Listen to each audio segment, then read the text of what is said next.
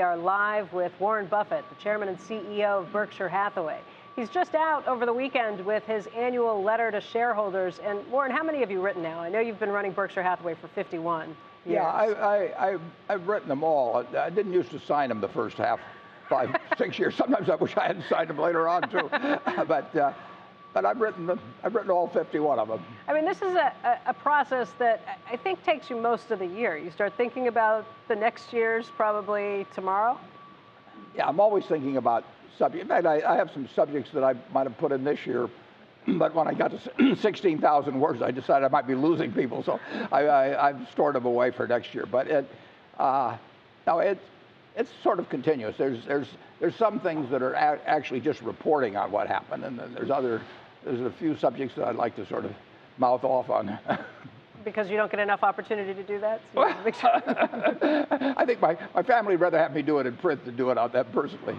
Well, let's start off talking with just the report itself in terms of how the businesses are doing. It was a strong year. Profit was up sharply. How would you just state the overall business is doing right now? Well, most of the businesses did pretty well last year, and our goal is to add to the fundamental earning power every year. Now, that doesn't mean we think the earnings will go up every year, because sometimes you'll be in recession or something of the sort. But we want to feel at the end of the year we've got more fundamental earning power on an average basis going forward than the start of the year. And since we retain all earnings, we ought to do that. I mean, it'd be kind of silly to retain earnings just to stay flat. So every year, last year we were able to add a couple important businesses. They didn't actually get done until after the year end, and they will add to our earning power. And then we try to develop further the earning power of the businesses we already have, and that's the goal year after year.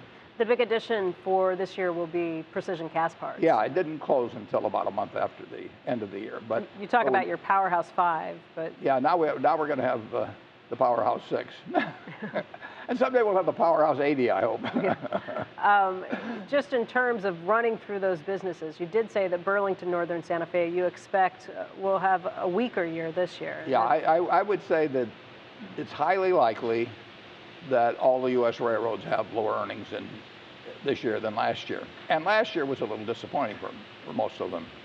But again, that's just this industrial recession that we've seen? It's just that, not as many carloads are moving. I mean, every week on Wednesday, American Association of Railroads, you can look up the figures, and it'll tell you crushed stone and autos and grain and all kinds of different commodities, how many cars moved the previous week. And you can tell exactly what's going on the artery. You can call it the arteries of the economy.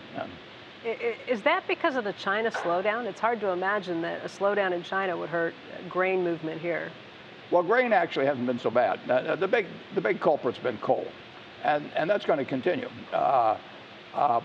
It's exacerbated by the fact that coal stocks at electric utilities are at a very high level. They measure them in terms of days of usage, and they were low a couple of years ago, and so there was somewhat of a catch-up. Now there's somewhat of an undershipment to work off excess stocks at the utilities. What partly happened was that our service got bad a couple of years ago, a year and a half or whatever it was ago, and the utilities got very worried about their stockpiles coming down, so they perhaps overcompensated a little bit and want to make sure it didn't happen again. Right. So coal piles are high at utilities, but even leaving out that factor, coal usage is going down with utilities.